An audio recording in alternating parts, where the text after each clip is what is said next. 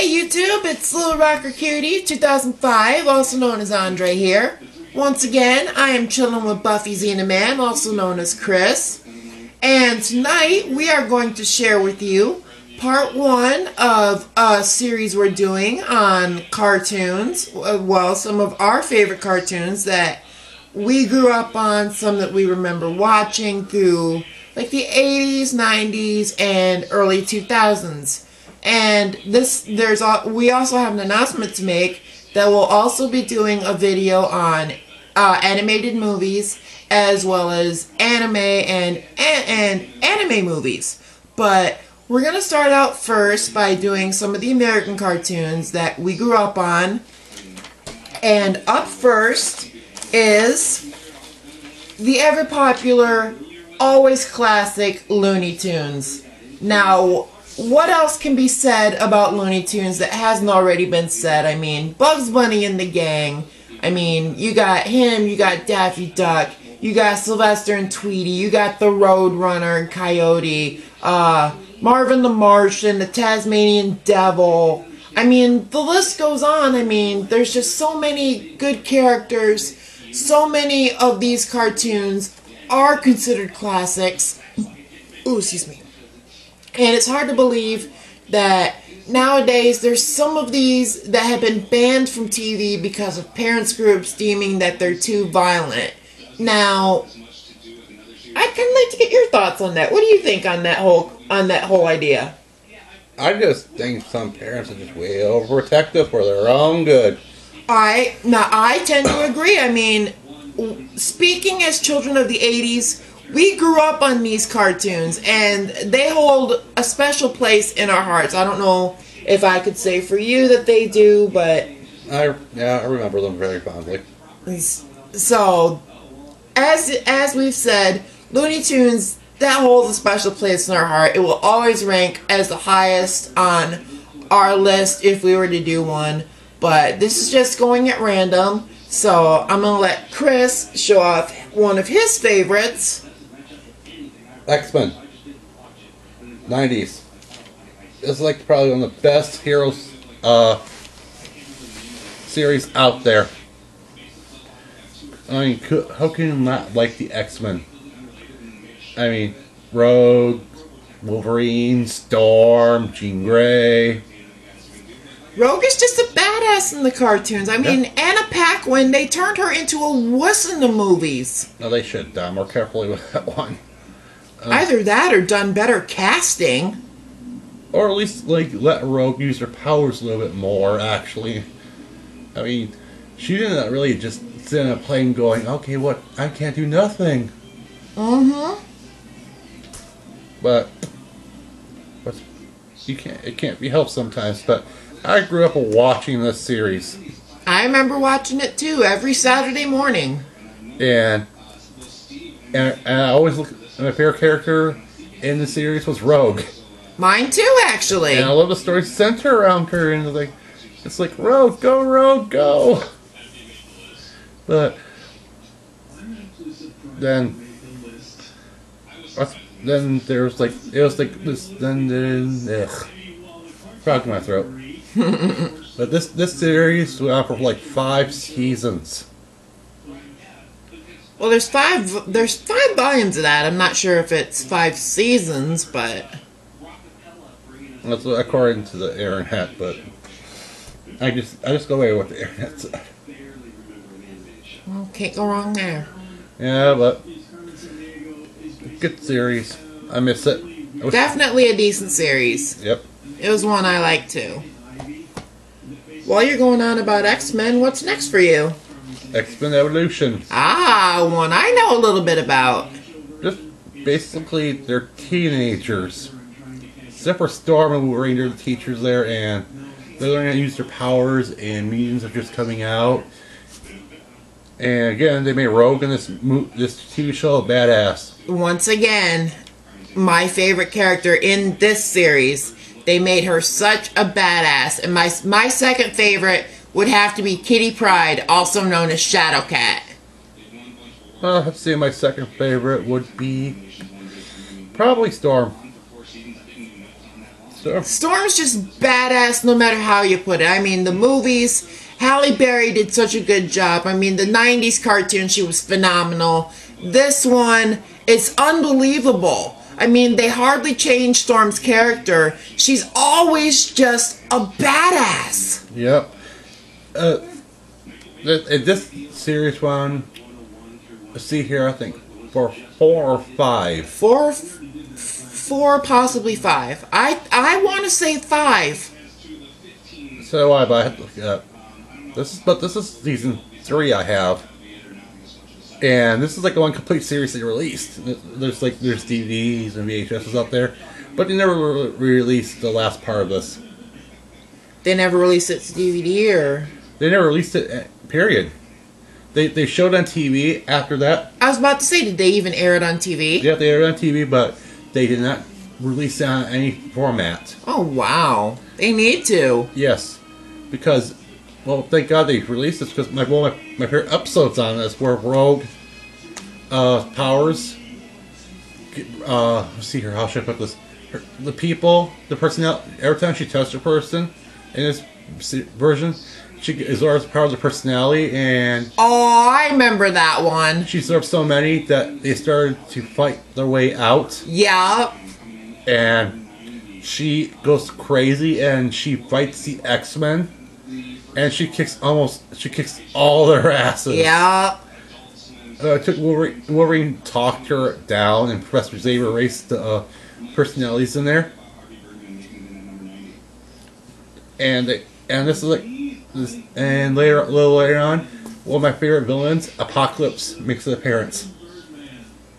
Once again, that episode is just proof that Rogue is an ultimate badass. Rogue. No one can touch her. No pun intended. This is true. Is that all the X-Men you have to talk about?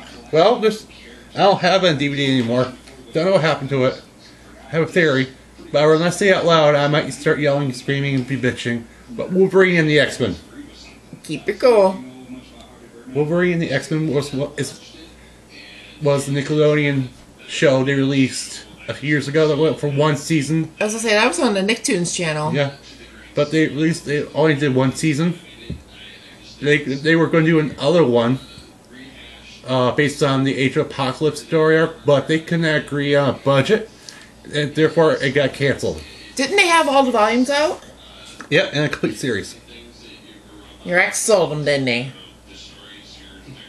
Sorry to bring it up, but if that's your theory, then I'm voicing it. It's not theory anymore, it's a fact.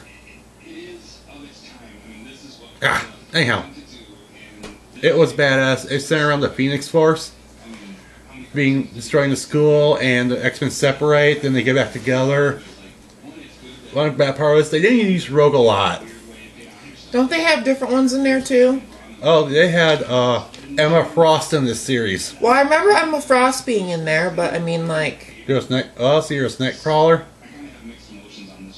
They had like a lot of...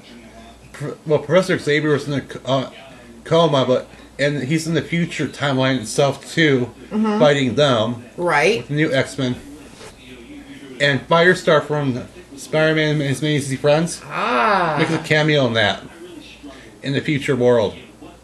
They have like a lot of the Marvel comic book characters in this series. And it's worth a watch. It's good. So wait, I have a question. You'd probably know this. Okay. Are Firestar and Starfire 2 different characters? Starfire. Because Starfire from Teen Titans. Oh, they're different. Starfire's DC. Yeah, that's... And Firestar is Marvel. Okay. Starfire's from a planet, and she doesn't really do fire. She throws energy, flies, and super strength. Well, Firestar does fire thing and fly. I knew you could explain that to me. Yep. So another favorite of mine is based on a Kevin Smith movie, and it is Clerks. Now, this is the uncensored 6-episode series that aired on ABC, but only 2 episodes aired before they canceled it. So this DVD has 4 episodes that were never aired on TV. And now, as most people know, Clerks is about 2 clerks that work in a convenience store. One works in the convenience store part, the other one works in a video store. And of course, Dante and Randall, you know them. And of course, it's their continuing adventures, along with the continuing adventures of the ever-popular Jay and Silent Bob. But what I love most about this series, excuse me, is that the original cast from the movie, the people that played Dante and Randall, and of course Jay and Silent Bob, they all come back to do their voices. And of course, in this series, Silent Bob talks more than once in each movie, which makes it even cooler. Because if you've seen all of the movies, it's very rare that you hear Silent Bob talk. But in here, he talks quite a bit, like maybe once or twice an episode. And there's these cool little things that are they're like safety tips with Jay and Silent Bob, and that's usually where Silent Bob does his talking. And a lot of them have cameos from like Charles Barkley, and they're always telling him to get the hell out of there. But there's a lot of celebrity voices in this one. I mean, Alec Baldwin makes an appearance. Gwyneth Paltrow actually does an appearance where she's a customer in Randall's video store. And of course, Randall is like, get out of here, you don't have a membership. It's just funny to watch. I mean, if you love the Clerks movies, if you love the work of Kevin Smith, I would highly recommend that you check this out. Now, believe it or not, I found this at a resale shop for 75 cents. This is practically mint condition, and yeah, I'm just happy to have it in my collection. I remember hearing about it got canceled. I was like, that's the best I ever heard about a show being canceled. Like, after the second episode, and the very next day, it was on TV Guide Network's news when they used to have it, saying the Clerks was canceled due to, it wasn't ratings, it was something else. I remember there was a show that got canceled after the pilot, but I'm not sure what it was. That's Charlie's Angels. Oh yeah! But that new Charlie's Angels. I didn't get a chance to watch it. I didn't either, and I wanted to. It's probably somewhere on YouTube, but another show that cartoon was based on a movie was Napoleon Dynamite. Yeah. That was canceled after like 4 episodes, and I knew it. I knew it was going to be canceled. Oh, you knew that was coming. It's like I was forced to watch 1 episode, and it was just so stupid. It's like they couldn't really keep the joke going about the movie. It's an example of how you can take something that was popular as like a film and go to another medium like animation and just fail. Oh, the funny thing is Disney does it all the time with they make a Disney movie and next thing you know it's a TV series. Or a direct-to-video sequel that flops. Uh-huh. Okay, what's next for you? Or am I going on? You're going on. Oh, okay. Because these are going last. Okay, maybe you can give your thoughts on some of these too. Now, another series that holds a special place in my heart personally, and I only have the movie of this. I have the series, but it's on DVD-R that I burned from tapes, and it is Recess. Now, there was a special person in my life for 15 years, and we spent probably 3 to 4 years of my high school years every morning watching this show, and it was one that I really came to love.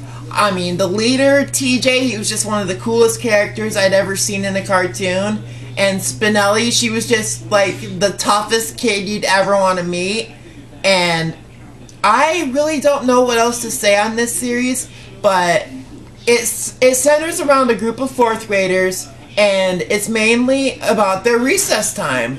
And you have characters like there's a king of the playground. They have a character called Upside Down Girl because all she does is hang upside down. There's a couple kids they call the diggers that dig all over the playground. There's a guru kid that kids go to for advice. The hustler kid. He's the kid you go to like when you want something, like if you want like a teacher's answer book, he's got it. If you want something that you can't really get anywhere else, he's got it. I mean, it had a lot of really cool characters, and it's a series I love. And you know what? I'm just going to say the name of the special person I watched this with. Rose, I hope you're watching this. And I know that you don't have a computer, but I know you get YouTube on your phone. So I hope that you look up this video on my channel and watch it, because I want you to know that I do miss you and I do love you no matter what.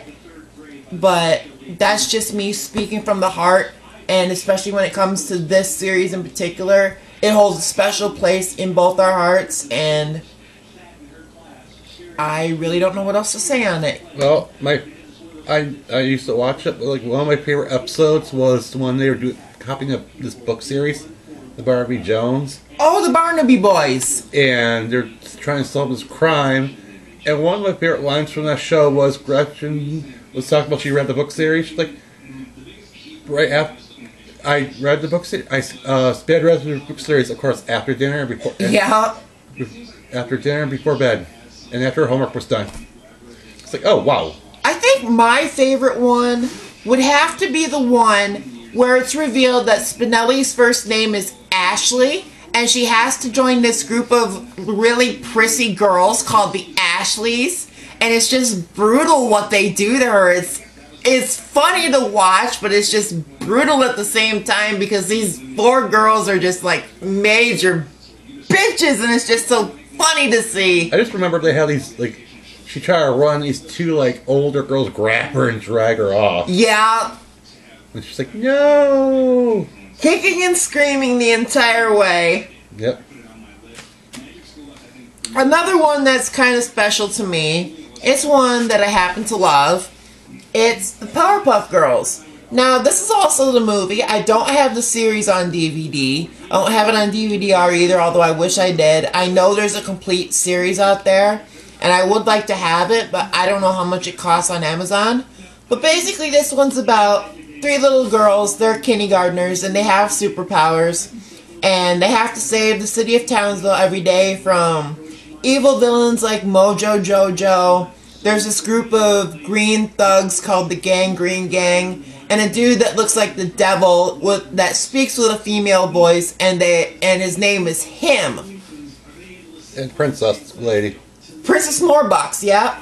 But I think probably the most iconic villain that they go up against is Mojo Jojo. And the way he talks, it's just hilarious. My favorite episode would have to be the one where Bubbles gets whacked upside the head, and she ends up thinking she's Mojo Jojo.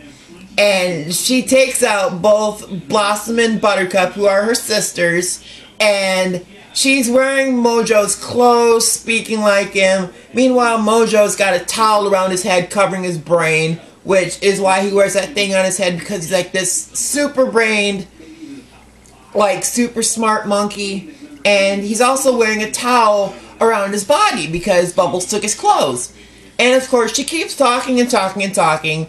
Mojo Jojo goes, "Oh, shut up!" Picks up this metal construction bar like they use in skyscrapers, whacks her upside the head, which of course knocks the sense back into her, and she's herself again. She sees what she's done. She thinks Mojo Jojo did it because he's standing around like yakking victoriously, and she just ends up kicking the shit out of him. It's just hilarious to see. I just remember when premiered, when Space Coast Coast to Coast had the cartoon premiere thing. Yeah. And the Powerpuff Girls won, and it was like this one weird episode where that hillbilly guy. Oh, Fuzzy Lumpkins. Has a meat ray. Yeah. And he shoots bullets with it and turns one of her hair ponytails into a drumstick. Yeah. She gets pissed off and kicks his butt. Yeah. And then they turn him to meat. Yeah. And eat him. Oh, and also remember the last episode. Lost episode. Yeah. Where they didn't air because it was a communist. It was communist versus capitalism. Strobe lights. It's a musical. They didn't air it at all. They probably didn't air it because of the strobe light thing after the Pokemon controversy. This is like years and years after that. Well, yeah, but still, they wouldn't show anything with like flashing strobes for years after that. Yeah, I think it's probably in the DVD. It very well could be. I mean, I'd have to get the series to find out, but I don't know how much it is. Oh, it's also about brainwashing that pissed them off too, I believe. Probably. Next up, even though this is a game, it's part of the series I'm going to talk about, and it is Ed, Nettie. Now, it's about these three, I guess they're like probably 12-year-olds, but later on in the series, they're in high school, and basically they go around their cul-de-sac just trying to scam people and get jawbreakers. It's really funny to see. Oh, excuse me. Dang Pepsi. And I think my favorite episode of this would have to be the one where Ed, as you see here on the bottom, the really tall one, he's all pissed off about something and he's really grumpy. And Eddie and Ed, or as they call him, Double D, are trying to get him to be happy again. And finally they find out why he's so pissed off when they get his shoe off and discover that there's a pebble in his shoe. No, I remember watching that series. I remember the one that were about the report card. They're trying to get it back, but they failed. Somebody's trying to take back the report card. Yeah. And they failed, and the parents come out. Yeah, but when it comes to that series, there is a special person out there who got me into this, and it's TrainNut85 here on YouTube. Brian, if you're watching this, I want to thank you for getting me into such a cool show. I miss you, man. I wish you were still here in Michigan, but I guess what you're doing now is great. I mean, I watch your videos. I mean, I'm not a trained person, but I think your videos are interesting, dude. Keep them coming. Now, next up is a classic that aired on Nickelodeon in the late 80s and early 90s, and it is Heathcliff. Now, this was based on a comic strip about a big orange cat, kind of like Garfield, only you can see his mouth move when he talks, and he has a little girlfriend, a white cat named Sonia, and he's owned by the Nutmeg family, Iggy, Grandma, and Grandpa, and he's basically Iggy's cat. And Iggy and Grandma love him, but he's like the bane of Grandpa's existence because he gives them such hell.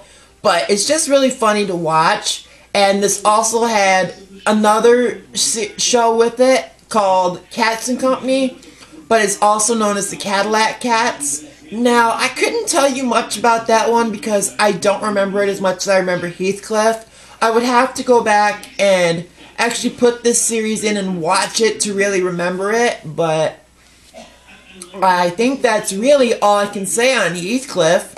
But what about your thoughts? It's been a while since I watched it, but I just remember liking him. There's like a movie, I think. There was. I remember watching the movie. Where he was, I think it was his three nephews, and it was like 3 episodes from the series, kind of tied together into one. And he's basically telling them these stories on a rainy day, trying to keep them, like, mellowed out or whatever. It's been a while since I've seen it. I used to have the VHS, but then I sold it to the library. But this next one is actually one Chris should talk about more than me. So I'll hand it over to him and let him go for it. One of the best Adult Swim shows ever. Moral Oral. Now, I have to agree. This... blasphemy. It does a lot of that.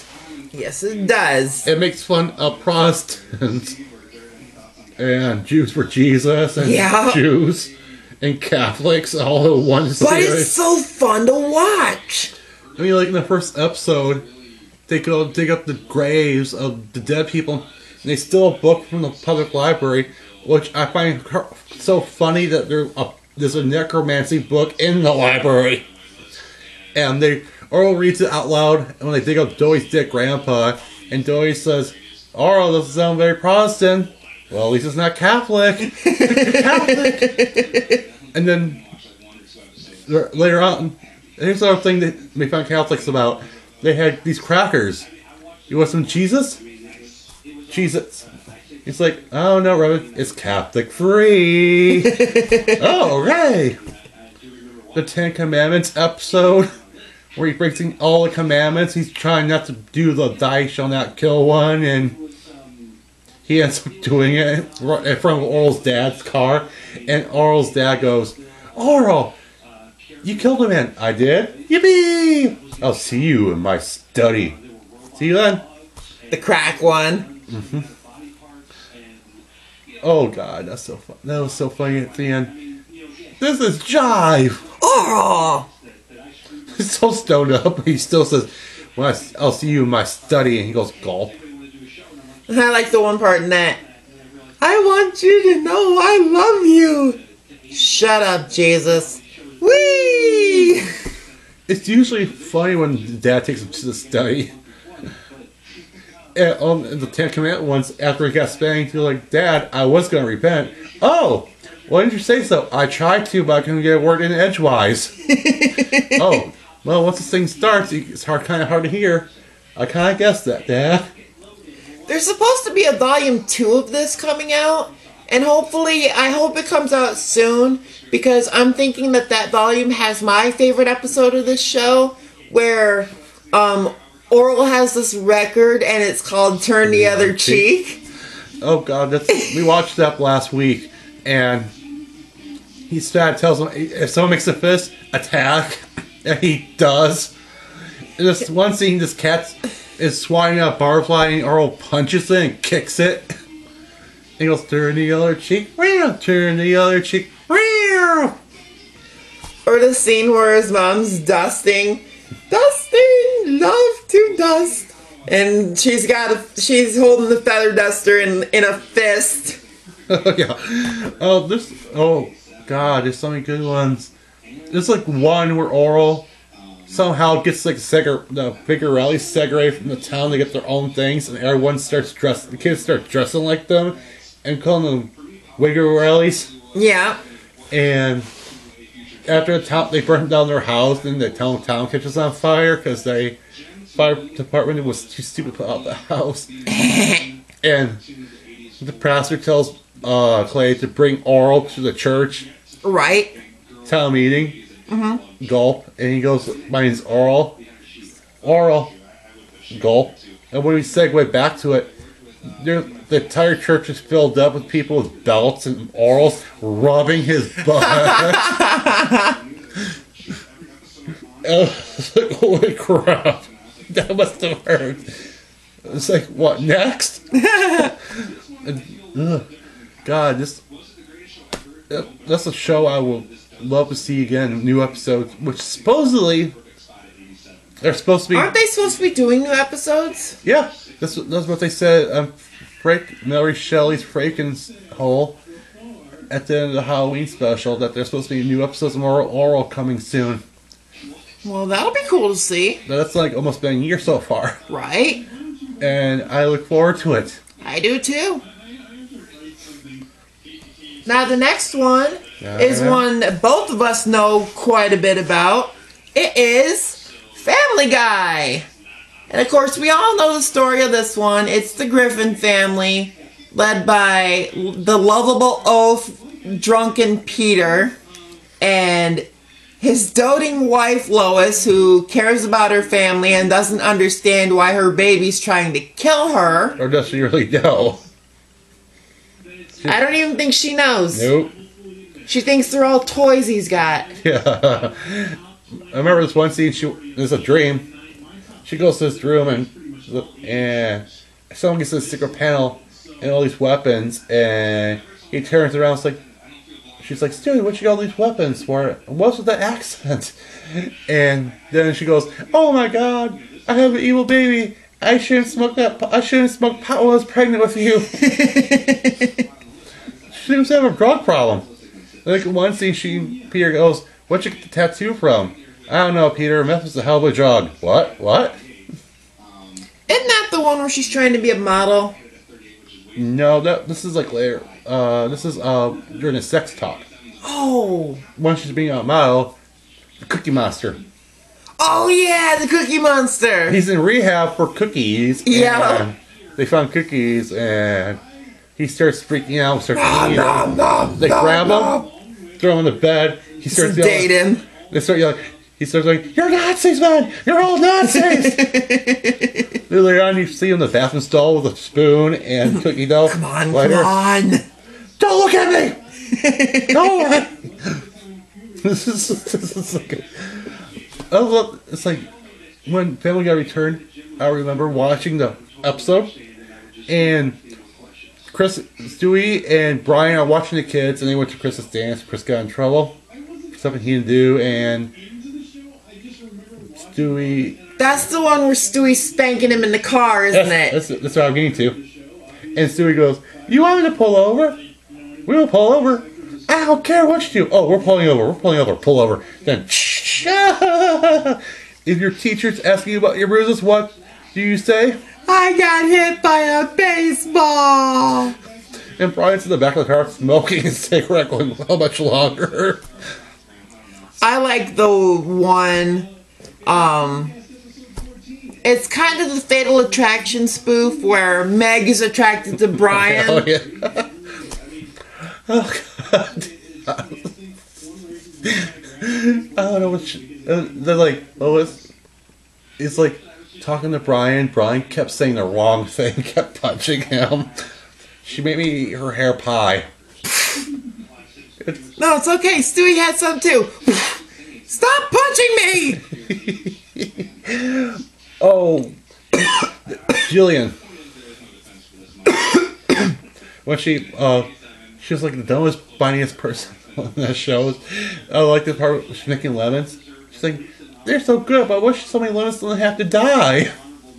Jillian's a dimwit, yet voiced by a very smart actress in Drew Barrymore. She also voiced the teacher with the big breasts. Yeah. She kept pulling out papers and she quit out to Chris. What do you see here, Chris? 2 D's and an F? And at one time, Chris tried to be romantic and walked in the classroom naked. With a spaceman helmet on. And she's like, Chris, you shouldn't use irrational things. People get in trouble by doing that. Segue to Donnie and Marie in bed together. Yeah. Marie, let's not tell Mom. Needless to say, there's many, many good, funny Family Guy moments. There are. I mean, the show's been on for, what? This is the 9th or 10th season? I believe so. Although, I'd say the only Family Guy episode I didn't really like was the 150th one. I don't know which one that is. It's like, Brian and Stewie are stuck in a bank vault. Oh, okay, now I know what one you're talking about. There was no cut scenes. Yeah. But I just found it really boring. I like the multiverse one. You know, yeah. Meg walks by and she's all hot. Brian's jaw just drops and Stewie's like, oh, that's nothing. You should see Lois. Oh yeah, this is a show I think still going good and still going strong. So yeah. Let's go and move on. To another show that's still going on and going strong, it is South Park. Now, this is one that I got into back in '97 as Beavis and Butthead was going off the air. It was kind of my way of dealing with saying goodbye to two of my favorite characters and welcoming what I thought would be just 4 new characters into my life, but it turned out that this show had so many, like, brilliant and funny characters, it was just absolutely hilarious to watch. My parents forbade me to watch that show when I first came on because my little brother, I was watching it, my little brother called my dad a bastard. But when I got into high school, I pretty much just screwed it and started watching it again. My mom actually let me watch it. I was in the 8th grade, right? And they had this party that they called the Lock-In. Well, there was a South Park marathon on this very night. So I had my mom tape it for me. Well, meanwhile, I'm at this party, and I'm in the room where the boys are sleeping, and believe it or not, this is where I met Train Nut 85, and I think he'll remember this story if he's watching this. but there was a TV in every classroom. And so we got up and we turned on South Park. One of the teachers comes in. You can't watch this, blah, blah, blah. She turns it off. We wait a few minutes, turn it back on. She comes in a few minutes later, turns it off again. So on and so on and so on until we finally just gave up. Yeah, one of my favorite episodes in that series was the one with Towley. Oh, I love Towley. He's so funny. It's so funny. The random moment they premiered him. Don't forget to bring a towel. Yeah. Okay. Wanna get high? No. Okay. Oh God, he's so funny. I think my favorite one would have to be the breast cancer one, where Wendy's trying to promote breast cancer awareness. Cartman keeps making fun of her to the point where she finally kicks the shit out of him in the end. No, that was funny. Oh, brutal but funny at the same time. My other favorite one was the yes, the dog whisperer. Where they called 911 and Super Nanny and they failed, so they called the dog whisperer. And he's telling stuff like, ignore the child. Ignore the what? You want some chicken, Miss Carmen? I want chicken. I want chicken. And my favorite part is where he goes, hey, stop it. Stop it. Yeah. Then his mom does it to him. Yeah. I do that to some people sometimes, but they get pissed off. It's like, oh, I believe it. See? Prime example. He does that to me, I smack him. Nice. Do it, I dare you. We'll deal with you later. I'll deal with you later. Menace. Society. I'm not a menace to society. I'm annoying to society, as Train Nut 85 would say. I'll lock the door in your bedroom then tonight. Moving on to you can't lock it from the outside. So you think. Now, as he was about to say, we are now moving on to a favorite series of mine since I was like 8 years old, and it is Beavis and Butthead. Now, these are all of the Mike Judge collection. These are the box sets. So far.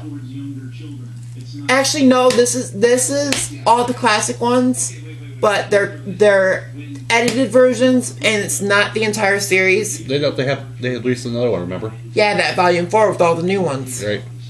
But this set basically is a lot of the classics. You know, you have stuff like Washing the Dog, the one with the giant tire, the Whiplash one where they cause a bus accident. I mean, Beavis and Butthead, it's just so stupid it's funny. And I got into this show when I was 8 years old and I shouldn't have been watching it.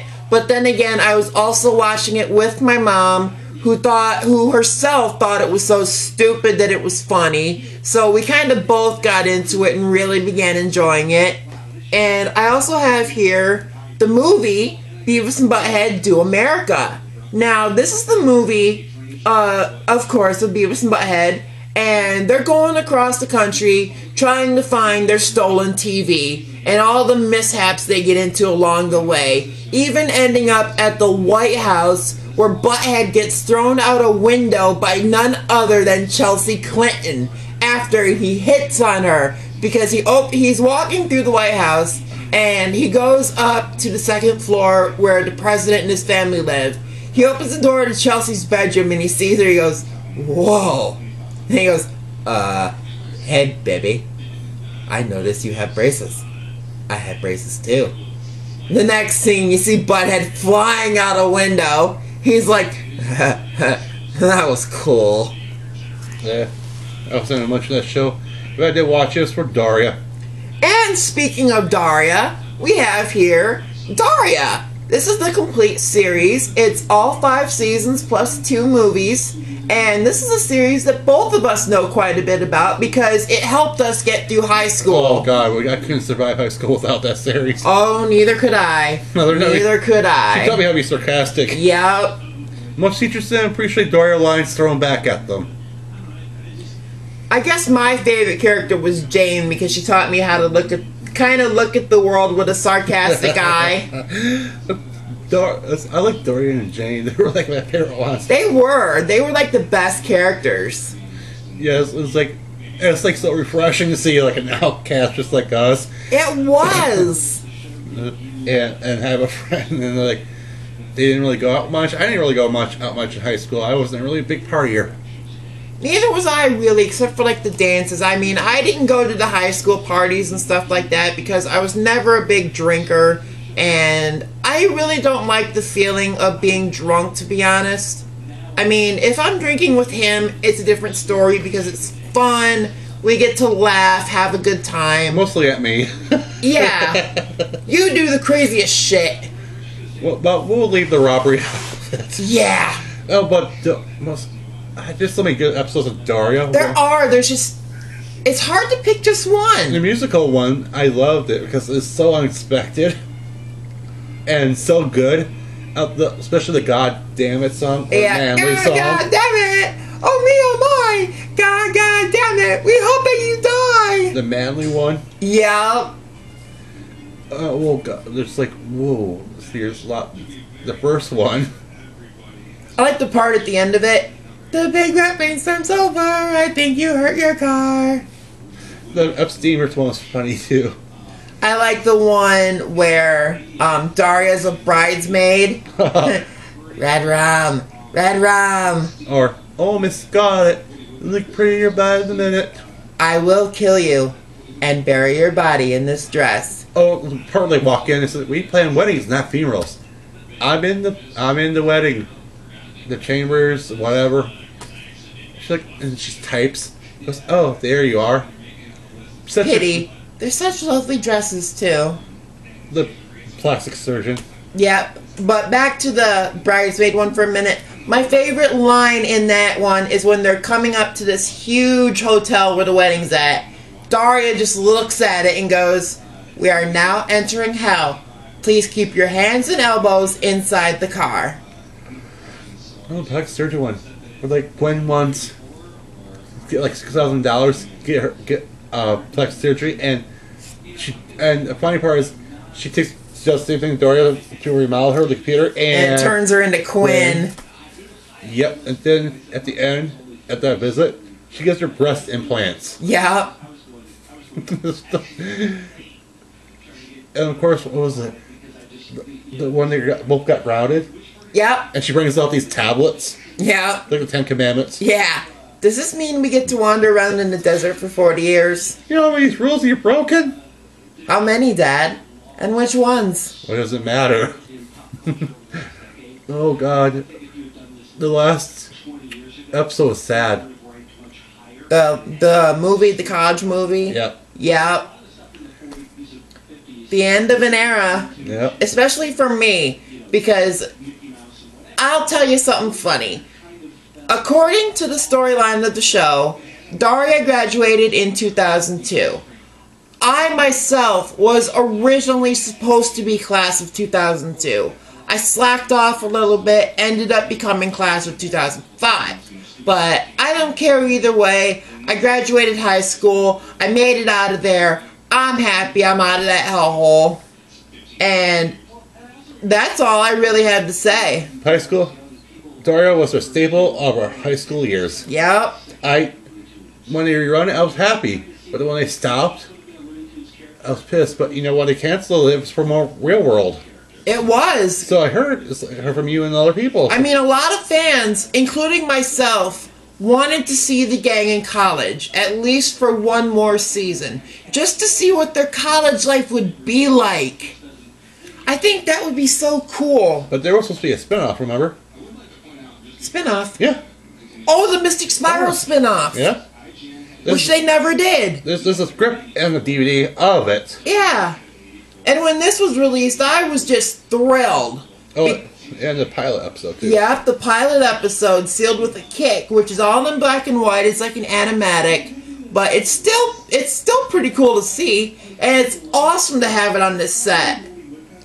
One downside is no original... 99% of the music was changed for licensing rights.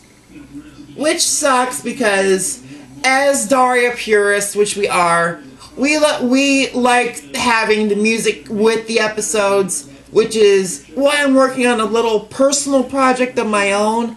I have a list of the songs that I downloaded from the official Daria website, outpostdaria.com, and it has the music from all 5 seasons and both movies.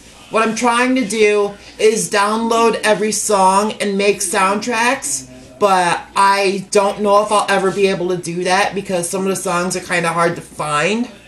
Oh, the intros. Some of these have intros in them.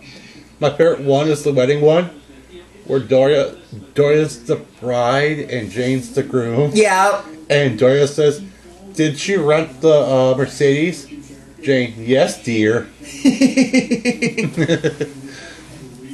Alright, another TV show. Okay, we have one more that we actually have sitting here on DVD. Oh, excuse me. Sorry about that. This is one that was on after Daria, and it is Undergrads. Now, this one is about 4 high school friends who grew up together. They're going to different colleges in the same town, and they're dealing with college life, finding ways to hang out together. It's basically like an animated version of what a freshman year in college would be, which I really like this show. I thought it was an interesting approach to showing college life and what it could be like. Oh. Any thoughts? I wasn't the biggest fan of that show as I was of Clone High. Yeah, you were more into Clone High, but we'll get to that one in another part. Alright. But we have a couple more that we're going to talk about. Oh, let's go with that one. Dexter's Laboratory? Yep. Okay, well, first off, we're going to talk about Dexter's Laboratory. And this is another one that premiered on Cartoon Network at around the same time as Powerpuff Girls. It was about this little 8-year-old who was a genius, and he has this secret laboratory.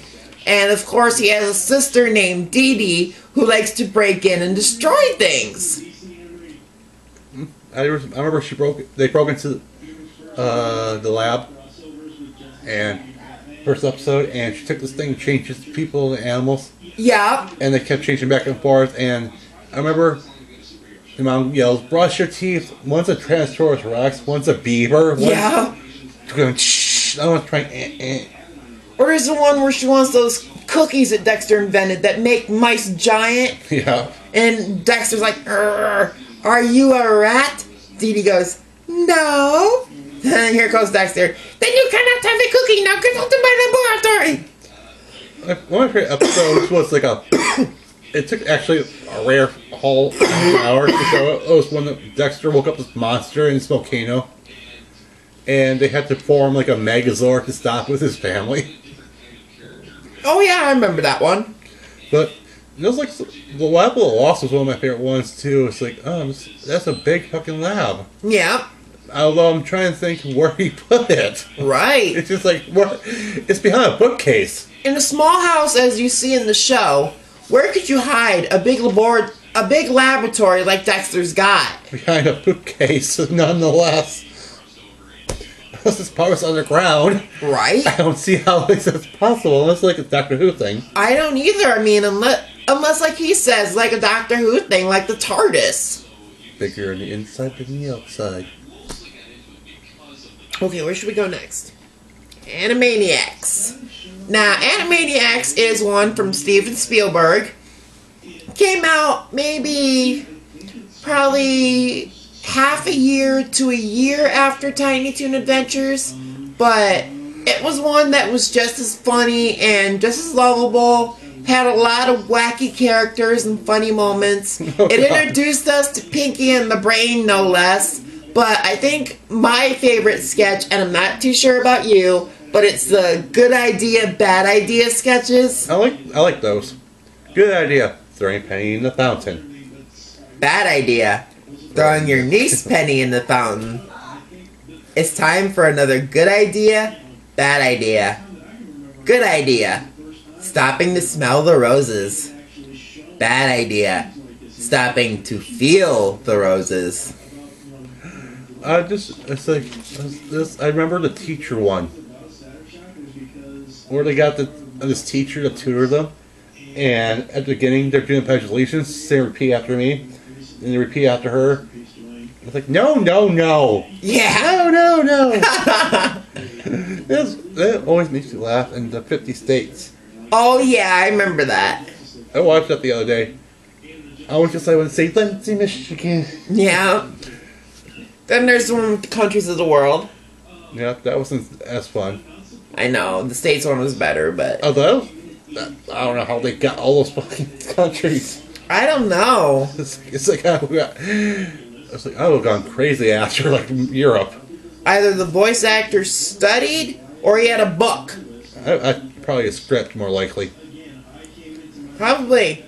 But speaking of Animaniacs, we are going to go on to another Steven Spielberg one. It is Tiny Toon Adventures. Now, if you don't know about Tiny Toon Adventures, then you didn't grow up in the 90s, and you must have been living under a rock, because this was one of, like, the most popular shows of the early 90s, next to probably, like, Rugrats. And it basically revolved around these miniature versions of Looney Tunes, but they weren't exactly the Looney Tunes characters, because the Looney Tunes characters actually taught at their school, which was called Acme University. But you had characters like Buster and Babs Bunny, you had Plucky Duck, Dizzy Devil, Elmira. Yeah, Elmira, who was an animal lover, but she'd, like, grab them and squeeze them to death. Montana. Oh yeah, Montana Max. He was the rich kid, always trying to get more money. Oh yeah, there's... I remember when they did the music video one. Yeah, I have that on VHS somewhere. I remember, like, Babs' one where we're all listening to Aretha Franklin's Respect. Yeah. And she's really skating all around, pissing people off. And Yeah. She spells out they attack her. Yeah. It's like, oh, well. You pissed up the wrong people, didn't you? Yeah. Okay, we have one more here. And it is Garfield and Friends. Now this one... Still Tom and Jerry. Oh, we'll do that next. Yeah. Now, Garfield and Friends was a staple of the late 80s, early 90s, based on the comic strips, and this is one that was just, I don't know how to explain it, it was just funny, funny, funny. I mean, you had Garfield going on all these different adventures, his quest for lasagna, dealing with Odie, who was like the bane of his existence. Normal, the cute kitty. Normal, oh my gosh, don't even get me started on Normal. I loved it when Garfield would mail him to Abu Dhabi. Oh, it's like the mini show in between Orson and... Oh yeah, U.S. Acres. Yep. Is what it was called. You had Orson the pig, They had the sheep and the duck. you had the two sheep, you had that duck who wore the swim ring with his face on it. He was panophobic. Yeah, he was afraid of everything. Panophobic. Yep. Then the two chicks. Yeah. One was stuck in the egg, the other one wasn't. And, Oh yeah, Booker and Sheldon, I remember their names. And the rooster. Yep. I think the most annoying character, though, on Garfield was Binky the Clown. Now, I personally don't like clowns, but this was a clown that kind of made me laugh because of the way he would scare Garfield. He'd appear on TV and just scream, "Hey, cat!" Hey, kids! Yeah. Something like that. I don't Something know. like that. Something close to that. I don't do impressions. I'm not too good at them myself. It all depends on the character. You know, there's always a Garfield minute. Yeah, the little miniature ones that were actually based on the strips. Yes. I remember there was one where Garfield and Odie were having a barking and meowing contest, and Odie was able to bark off Garfield's stripes. He starts picking up his stripes and he goes, "You win." And you hear a little sound, ding, ding, ding. Oh, don't forget about Mondays. Yeah. I hate Mondays. Look at Mondays once he's explaining, it's like a Twilight Zone trailer. Mm-hmm. And one of them was these kids are getting a bus and the mom goes, "Oh my god, Monday's a school holiday, it's a 3-day weekend, no!" Yeah. The last one on our list we'd like to talk about is pretty much a classic by any standard because they still show it on Cartoon Network every day. Oh, excuse me. It is Tom and Jerry. Now, I can't really explain Tom and Jerry other than the fact that it is animated violence for the sake of comedy, and it is where The Simpsons got the idea for Itchy and Scratchy. They fight, they fight, they fight, fight, fight, fight, fight, fight. Yeah. Itchy and Scratchy movie. I still love Tom and Jerry to this day. It's one that I find absolutely just hilarious, and it's one that I still enjoy. When it's on, I'll watch it, just like with Looney Tunes. They're on DVD, but I don't have any of the sets yet. I would love to find them, and I guess that's really all I can say about Tom and Jerry. So I'm gonna let Chris get to his last two, and three. Well, go ahead. All right. Okay, first, let's do Silverhawks. It's from makers of Thundercats. Still, what I like about it is it's classic '80s. It has the classic cheesy intro and outro. It has the cheesy storylines. It has like the villains you want to win, and like the one main villain, one of the Vane Hitchman's villains. Yeah, I don't know how I'm saying it right or not, but whatever. Is like called Melodia, and she is pretty much 80s. She has those weird sunglasses, a big green hair, and dressed like the 80s, and has the I don't know what they call that thing, side piano thing. Like here? No, the keyboard thing. Oh, a guitar. Yeah, guitar. A guitar / gun. Yeah. Shoots musical notes. I watched a little bit of this with him when he was watching it one night, and I have to agree, it is pretty cheesy, but it's still kind of fun. Yep. There's probably two somewhere out there. I will get it. I don't know. I forgot about this. I used to watch it, forgot about it. Right? Because my 100% of my brain was pretty much Thundercats at that time. And I'm like, it's like Thundercats, but I saw it again years later, Cartoon Network. They showed it like all the way through once. Yep. Then they stopped. It's like it took Thundercats' place. I was pissed. So, yeah. But speaking of the Thundercats, classic 80s. This is one I used to watch. I'll admit it. I'll openly admit it. I watched this when I was a kid. Okay, here's the truth. I've been watching Thundercats far longer than I can remember. Probably my first memory is me watching the Thundercats intro of Chitara running in the beginning of episodes. This show I love. No exceptions. This is my favorite. This will be my #1 cartoon ever, and I will get every single special edition DVD I possibly can. I can't hate on it because I watched it, and as a kid I liked it, but when I look at it now, I can't say that I don't like it or that I like it more, but I will say that I like it just as much as I liked it when I was a kid, because as a kid I had the toys, and it was just really fun to watch at the time. Oh, here's an interesting fact. This show actually had a series finale. Really? Most shows did not get that. A lot of them don't. This one actually, after like the last episode, the Book of Omens, that was the series finale. That was actually meant to be the series finale. Right? That was like about two parts of 2 seasons. Mm-hmm. And another thing is, the Thundercats can fucking beat He-Man. Yes. Chitara kick Leela's whatever the fuck her name's ass. Tila. Like I said, the fuck her name's ass. I don't think Tila Tequila and you'll get the name right. So she's a bisexual whore. That wasn't what I meant, but okay. I'm sorry, the Sword of Omens can beat the Sword of Power. What does it really do? Seriously. All it does is turn him into He-Man. Yeah, it's like, what does it really do? She-Ra's sword could beat He-Man's sword. I do have a funny story about He-Man, but I will talk about that when we get to talking about He-Man a little bit. And by the way, who picked the pop culture? Who picked the verses? Who picked the winners? I want to know. If it was the producers, I'm going to kick their asses. Pop culture, that World Series of Pop Culture they had? No, the one they did the verses. Oh.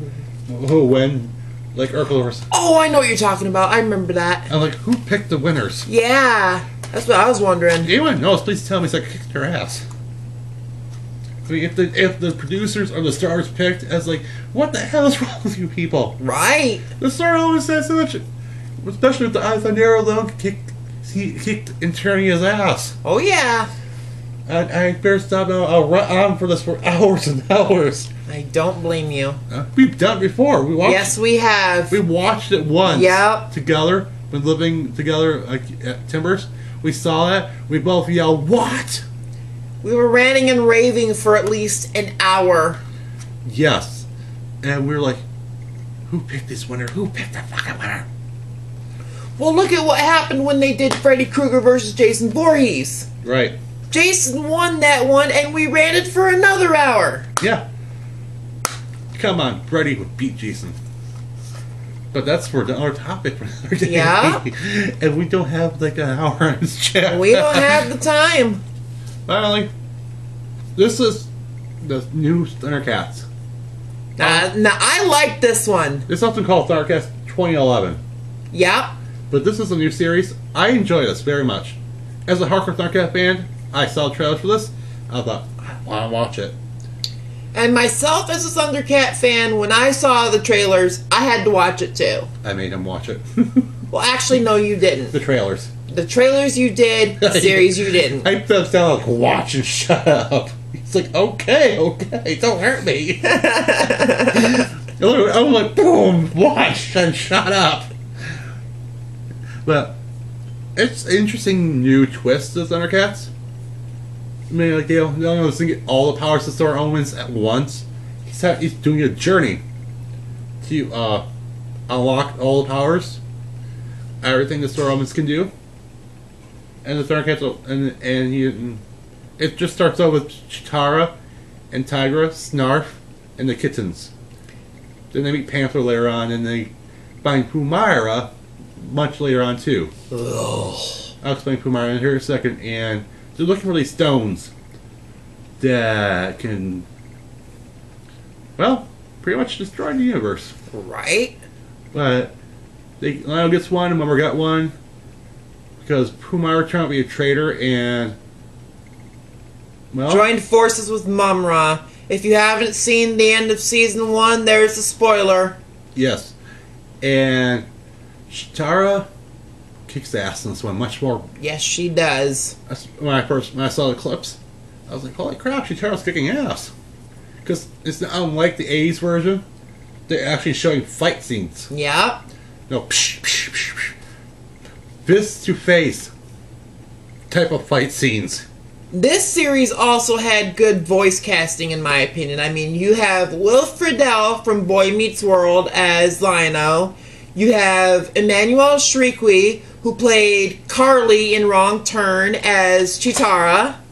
I don't know what the voice member is, but he was on Charmed as the Demon of Illusion. Demon of Illusion. Season 2. Charmed. Oh, I know who you're talking about. I just don't know the actor's name. Neither do I. He was on Buffy too, but the principal from Family, American Dad. Again, I don't know. He does the voice of Panthro. He also does the voice of, I think, in the Proud Family too somewhere. Okay. But yeah. But season 2 is still in the balance. They ended on a cliffhanger with one star remaining and Pumara trading, and it's like they can't leave it there. They can't end it there. We need a season 2. They're just still debating about this, I hear. They're saying if they do it now, they'll take another year to get it. It's like, start now. At least get started on it. Give us a trailer or something. It's like, I don't know. I have no confirmed information. Some experts I went to said that they aren't. They're releasing a soundtrack, which they did. Right. And I'm just confused what they're going to do. Right. So anyone out there knows what they're doing with the Thundercats? Let us know. We want to know, because we need to know what happens next. We gotta know. The way it ended, it cannot end like that. And I swear to God, if they do end it, I'm gonna write fan fiction. I will. And that's not really a good threat, but I think I would end up writing an angry letter to Cartoon Network. And producers. Yeah. And whoever else we have to write to. Yeah. And I think that is all we have for this time around. We will be back pretty soon, within the next day or so, with part 2 of our animation collaboration, as I like to call it. This is Little Rocker Cutie 2005, also known as Andre. Once again, chilling with the good old Buffy Xena man, also known as Chris, telling you to enjoy life, enjoy some Skittles, and enjoy some Starburst. And chicken.